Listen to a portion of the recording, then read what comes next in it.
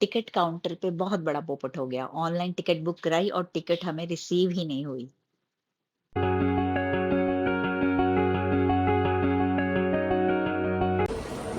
Hello दोस्तों, कैसे हैं आप सभी। स्वागत है आपका मीनाक्षी शर्मा ब्लॉग्स में।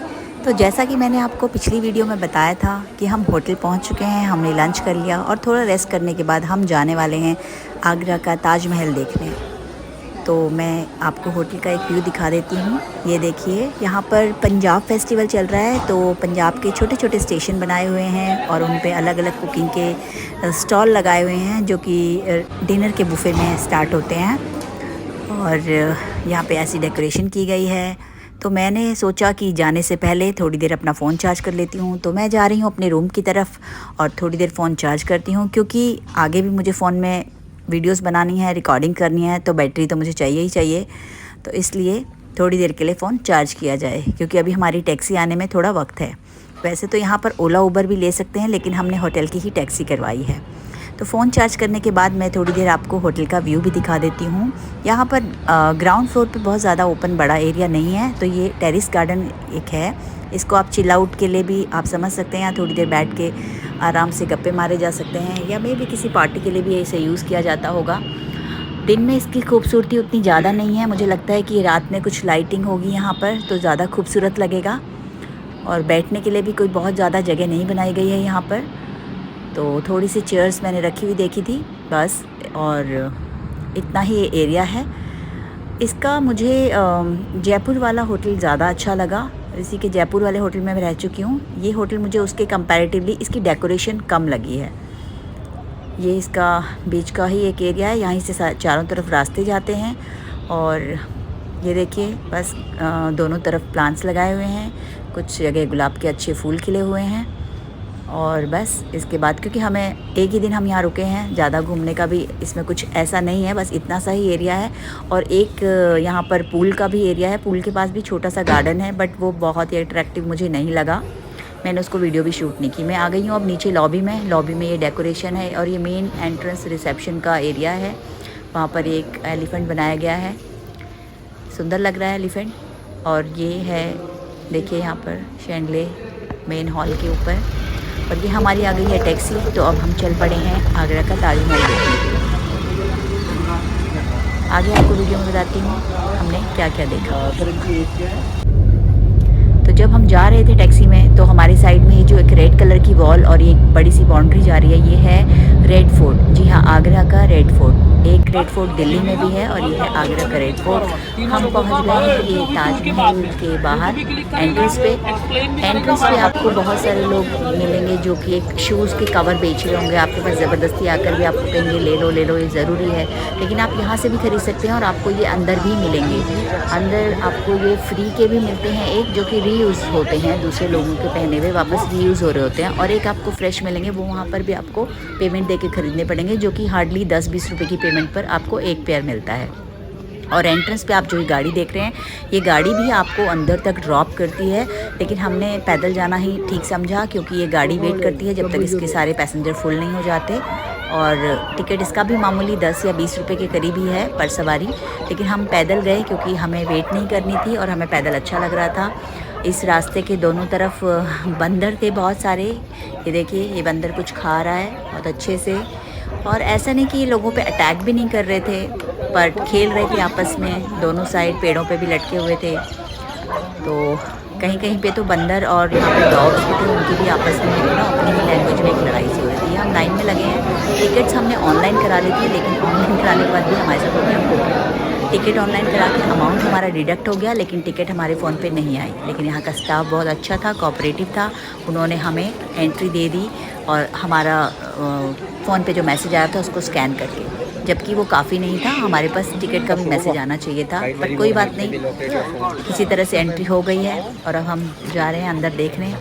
काफ़ी भीड़ है, हर दिन यहाँ पर इतनी भीड़ होती है, लोगों का तांता लगा रहता है। कितनी ही फेमस ये जगह है और कितनी ही खूबसूरत कि लोगों के कदम यहाँ आने को बस बंद ही नहीं होते हैं। और ऐसा नहीं है कि रोज़ वही लोग आते होंगे, रोज़ डिफरेंट लोग, हज़ारों की तादाद में। जगह जगह पे फ़ोटो खिंचवाते हुए लोग, कोई वीडियो बना रहे हैं और आजकल तो रील्स भी बना रहे हैं। जी हाँ, ये है दरवाज़ा जहाँ से हम एंट्री करेंगे।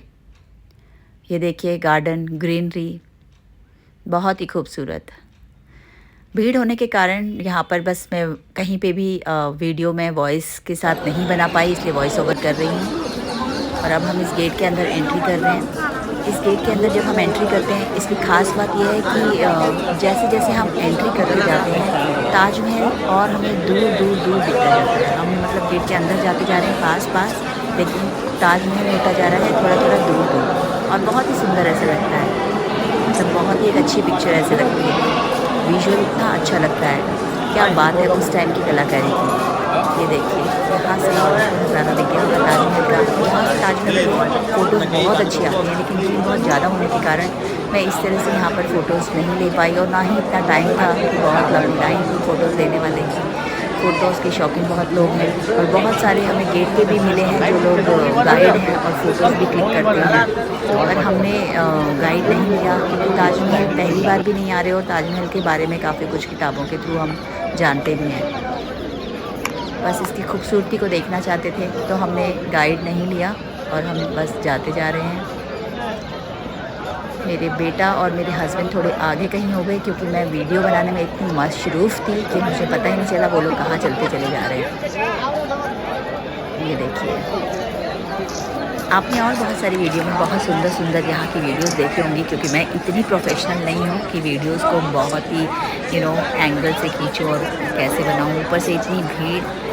तो बस मैं चलती जा रही हूँ। अब हस्बैंड और बच्चों को ढूंढ रही हूँ, मुझसे आगे जा चुके हैं वो। ये देखिए कितने लोग हैं।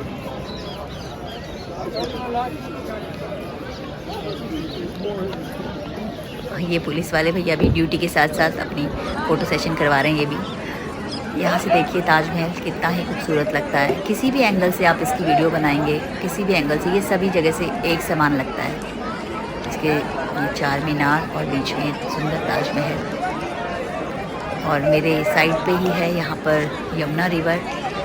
लोग रेलिंग पे खड़े होकर देख रहे हैं यमुना रिवर भी। और जब तक मैं ये वीडियो बना रही हूँ,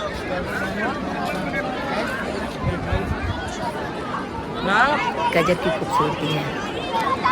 आप सब ने भी, अगर आप में से किसी ने ताजमहल आज तक नहीं देखा है, तो ज़रूर जाइए। और जो ताजमहल का सारा एरिया है, वहाँ पर हम अपने शूज़ पहन के या जो भी फुटवेयर पहने हैं उनको पहन के जा सकते हैं, लेकिन जहाँ पे वाइट मार्बल का एरिया है, वहाँ पर जाने के लिए हमें अपने शूज़ पे शूज़ कवर डालना पड़ता है। और ये एक बहुत अच्छा डिसीज़न है सरकार का, जिससे कि ताजमहल की खूबसूरती और सालों साल बरकरार रहे। ये देखिए यमुना रिवर, बरसात में इसमें बहुत पानी हो जाता होगा। और हम इस दरवाजे से जा रहे हैं। ये जो सीढ़ियाँ हैं ये ऊपर ले जाती हैं ताजमहल के पास, जहाँ से अंदर एंट्री होती है। और ऊपर से ये व्यू है बाहर के गार्डन का।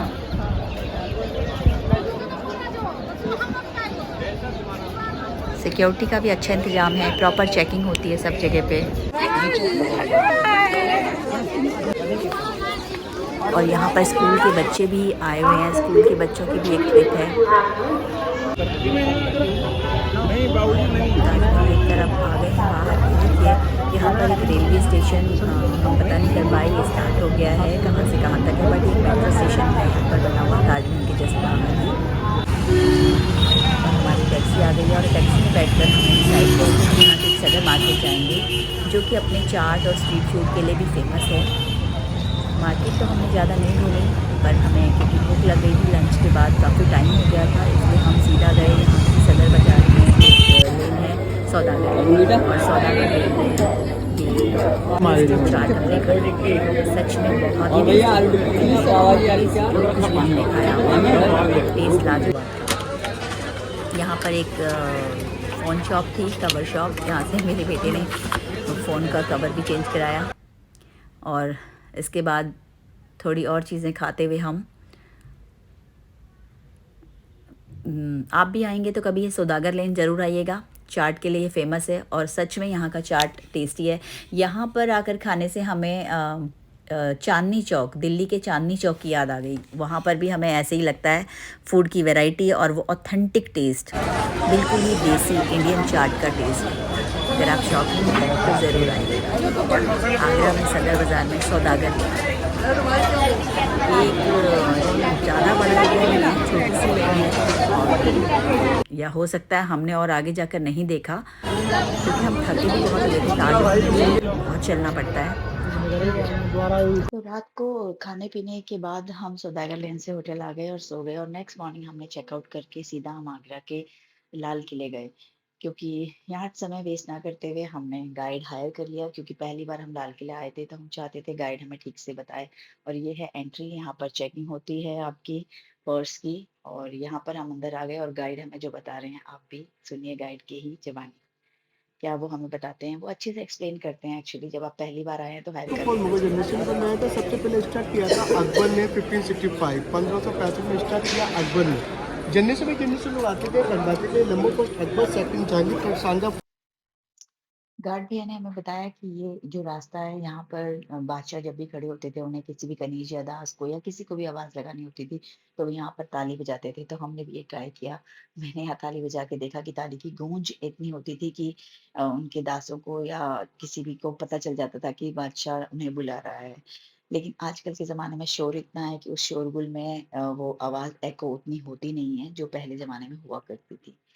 अगर देखा जाए तो उस टाइम के हिसाब से बहुत ही ज़्यादा साइंटिफिक भी तरीका यूज़ किया गया है इस मॉन्यूमेंट को बनाने में और सभी मॉन्यूमेंट्स को बनाने में।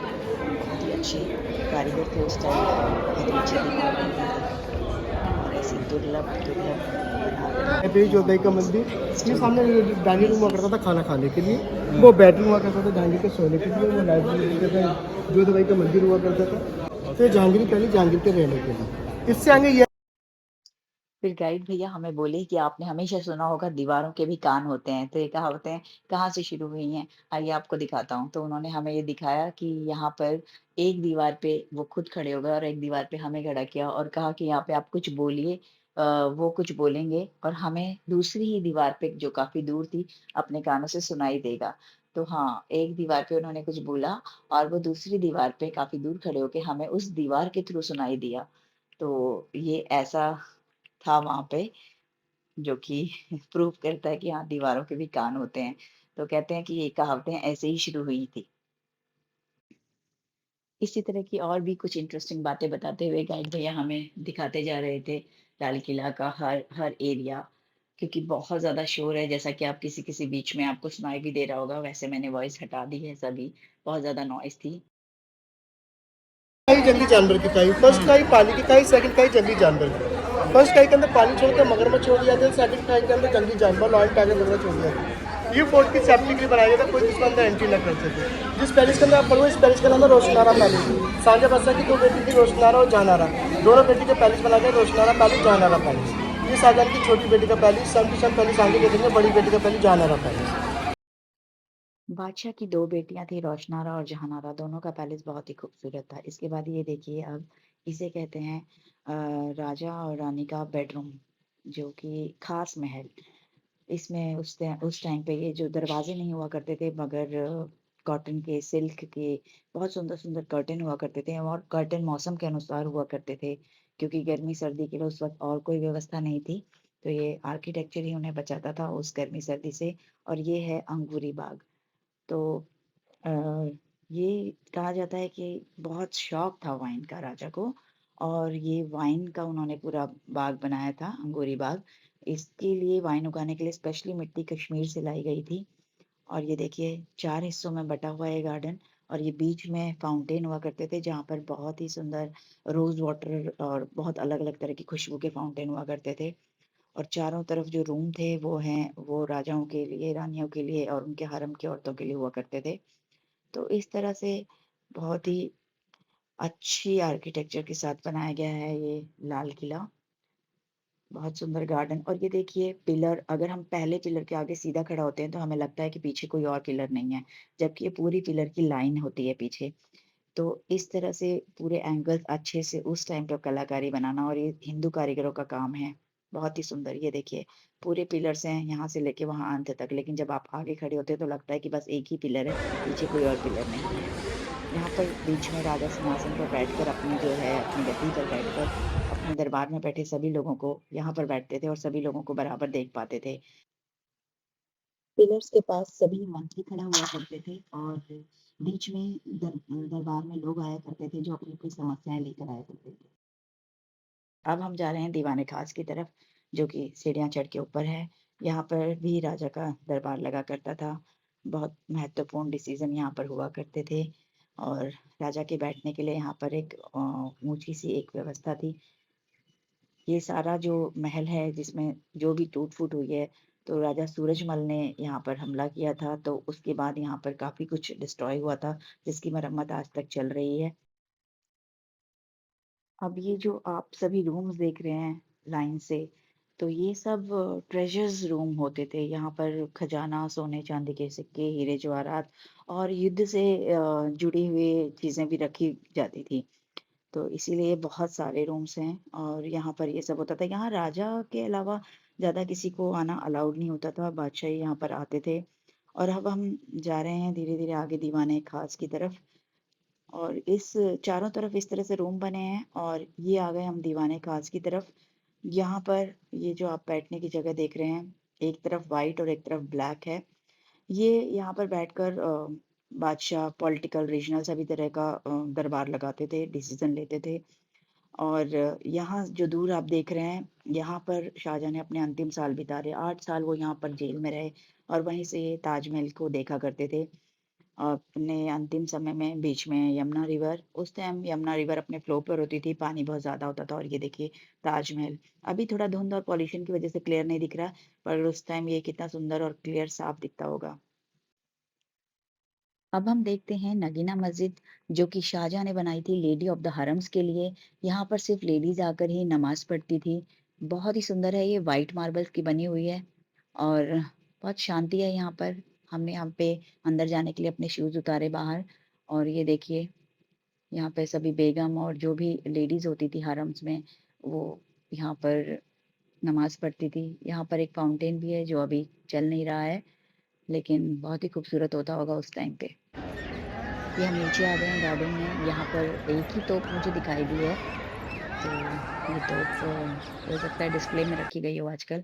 गार्डन बहुत सुंदर और एक गिलहरी वाले भैया हाथ में गिलहरी का खाना देके उसको आराम से हाथ में बिठा के खिला रहे हैं। मे बी ये कुछ पैसे चार्ज करते हैं, जो कि आप भी एक्सपीरियंस कर सकते हो, पर हमने नहीं किया। और आमतौर पे गिलहरी के पास जाओ भागती हैं, लेकिन यहाँ पर गिलहरी जैसे कि पालतू हो, आस-पास ही घूमती रहती हैं, भागती नहीं है किसी भी आवाज़ पे। और ये बाहर का एरिया है। कई जगह पे बहुत सुंदर फ्लावर लगे हुए हैं। बहुत अच्छे से मेंटेन किया हुआ है। टूरिस्ट काफ़ी ज़्यादा है और ये देखिए। और आगरा में सभी मॉन्यूमेंट सुबह सनराइज़ से सनसेट तक खुलते हैं। आप कभी भी आएँगे तो सुबह 7 साढ़े 7 बजे से आप ये देखिए कितने सुंदर फूल हैं। मैंने भी यहाँ पे कुछ फ़ोटो सेशन करा है जो आपको बाद में दिखाएँगे। ये देखिए, ये डोर लॉक का सिस्टम जो मेन गेट है किले का, उसके लॉक के लिए यहाँ से अंदर से इतना हैवी है किया है और बाहर को ये चेन जा रही है। और साइड में एक जगह है जहाँ पर कि ढोल नगाड़े बजाने की व्यवस्था है। जब भी राजा बादशाह आते होंगे, उनके लिए नगाड़े बजाए जाते होंगे। ये देखिए दोनों साइड से चेन कैसे बाहर आकर बंधी हुई हैं। तो ये सिस्टम था लॉक का। और जैसे कि बाउंड्री की सेफ्टी का पहले ही बताया गया था कि एक गहराई में पानी छोड़कर वाटर एनिमल क्रोकोडाइल वगैरह छोड़े जाते थे और फिर दूसरे में जंगली जानवर छोड़े जाते थे, जिससे दुश्मन आराम से हमला ना कर सके। लाल किले के बाहर आते ही सामने उसके बिल्कुल ऑपोजिट साइड में पार्किंग की बहुत अच्छी सुविधा है। यहाँ पर आप अपनी आराम से पर्सनल गाड़ी को पार्क कर सकते हैं और अंदर जाकर किले का पूरे दर्शन कर सकते हैं। और यहाँ पर हम आ गए हैं अपनी गाड़ी को लेने के लिए। बहुत ही अच्छा टूर रहा, बहुत ही अच्छी विज़िट रही। लाल किले के बाहर ही कुछ-कुछ छोटी-छोटी शॉप्स हैं, वेंडर्स हैं जो कि आपको ताजमहल की या लाल किले की चीज़ें बेच रहे हैं। 1-2 चीज़ें मैंने भी खरीदी यादगार के तौर पे और अब हम यहाँ से वापस चल चुके हैं अपने घर की तरफ। देखते हुए पहली बार लाल किला देखा, बहुत अच्छा लगा। सुना था आगरा का लाल किला, आगरा का रेड फोर्ट, आज देख लिया। बहुत ही अच्छा दिन भी था, धूप भी अच्छी खिली हुई थी, देखने में मज़ा भी आया और बहुत ही ज़्यादा थक भी गए। इसके बाद दोस्तों हम चल पड़े एक शॉप की तरफ। आगरा आएँ और पंछी वाले पेठे से पेठा ना ख़रीदें, तो हम निकल पड़े हैं ढूंढने पंछी पेठा वाला। और हम यहाँ से हमने ख़रीद लिया है पंछी पेठा और अब हम चल पड़े हैं आगे घर की तरफ। रास्ते में अब धीरे धीरे जैसे ही आगरा सिटी से निकलेंगे थोड़ा थोड़ा ट्रैफिक भी मिलना शुरू हो जाएगा। ये देखिए यहाँ बहुत देर तक ट्रैफिक था, बीचों बीच एक्सीडेंट हुआ पड़ा है। देख के बहुत बुरा लगता है, पर सभी को गाड़ी ध्यान से चलानी चाहिए। हम कह नहीं सकते गाड़ी चलाने वाले की गलती है या किसी और की गलती है, पर एक्सीडेंट बहुत बुरा हुआ है और बहुत भीड़ थी यहाँ पर गाड़ी को थोड़ी देर के लिए रुकना पड़ा। हम भगवान से यही दुआ करते हैं किसी को चोट ना आए इस एक्सीडेंट में, और हम आगे चल पड़े अपने मंजिल की तरफ।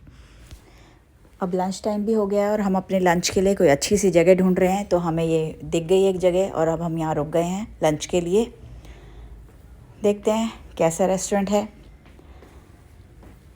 इसमें बाहर भी सीटिंग का अरेंजमेंट है और अंदर भी। खाने के लिए लगभग सभी ज़रूरत की चीज़ें हैं। बाहर ये पंछी पेठा भी मिल रहा है, कुल्फ़ी की शॉप है और पंछी पेठा की काफ़ी वैरायटी है यहाँ पर हम पहले से ही ले चुके थे, इसलिए हम सिर्फ यहाँ पे हमने लंच किया। और लंच के बाद यहाँ से हम आगे की तरफ चल पड़े। तो अब अपनी गाड़ी में हम चले गए हैं और देखिए धीरे धीरे सूरज ढलने लगा है, शाम होने लगी है। घर पहुँचते पहुँचते हमें काफ़ी लेट हो जाएगा। तो मैं इस ब्लॉग को अब यहीं एंड करती हूँ। अंत तक वीडियो में मेरे साथ बने रहने के लिए आपका बहुत बहुत धन्यवाद। अगर आप मेरे चैनल पे पहली बार आए हैं तो सब्सक्राइब करना ना भूलिए और बेल आइकन का बटन ज़रूर दबाइए ताकि नोटिफिकेशन सबसे पहले आप तक आए। जल्दी मिलते हैं नई वीडियो के साथ, तब तक के लिए